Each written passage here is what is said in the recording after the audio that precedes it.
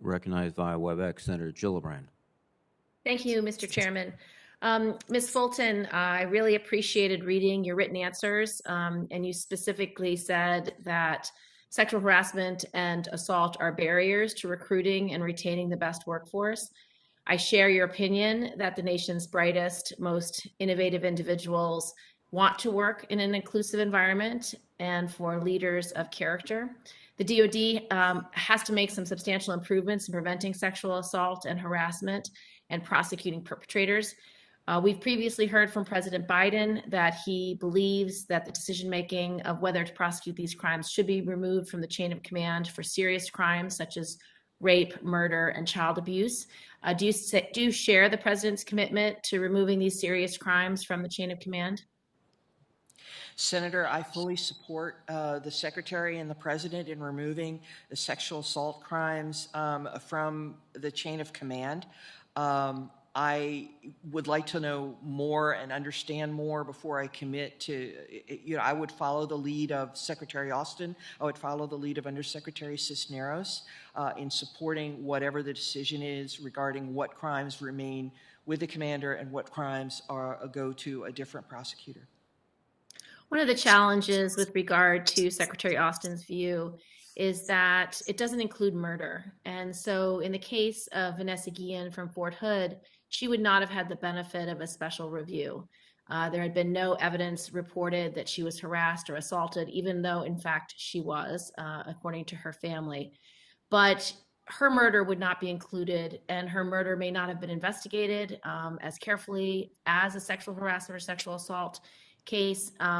And so I have concerns that if you limit it to just 2 crimes, you're going to miss other related crimes, such as murder, such as arson, such as financial fraud, which are typically used in domestic violence cases against the person in the relationship who is being abused.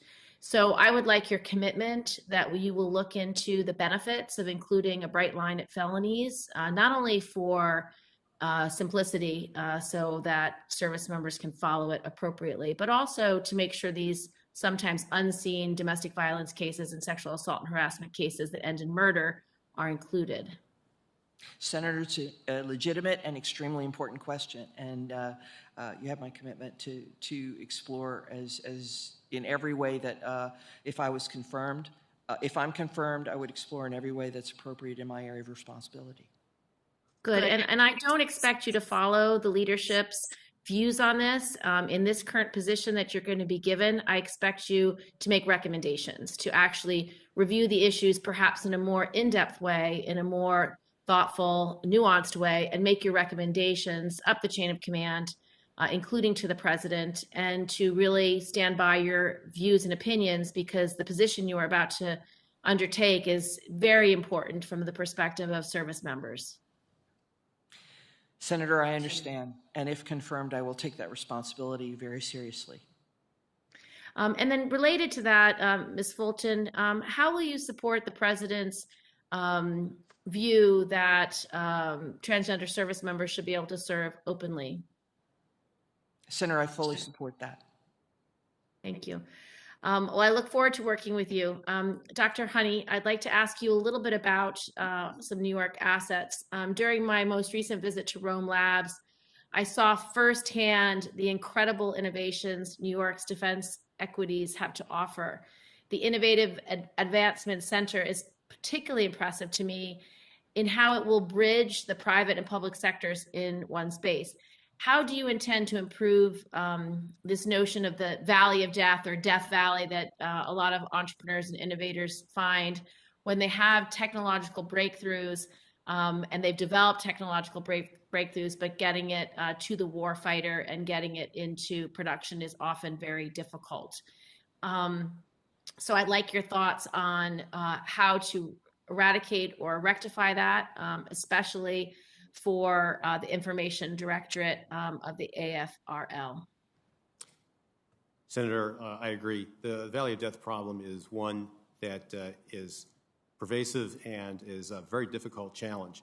I first encountered the notion of the Valley of Death and those issues actually when I was stationed at Rome Lab at Griffiths Air Force Base and saw a lot of great research going on, but it was very challenging to get it through the various wickets that it needed to go through to get it into a program of record. Areas where I've had success in this regard and where I would try and help R&E lead the department is conducting the planning for tech transition from the very beginning.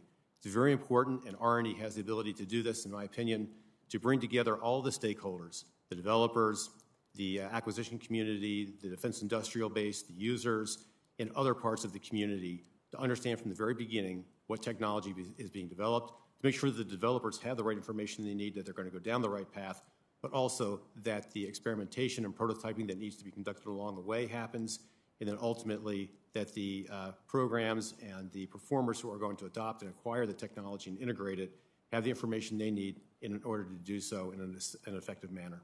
Thank you. Thank you, Mr. Chairman, and thank you to all our witnesses. I'll submit additional questions for the record.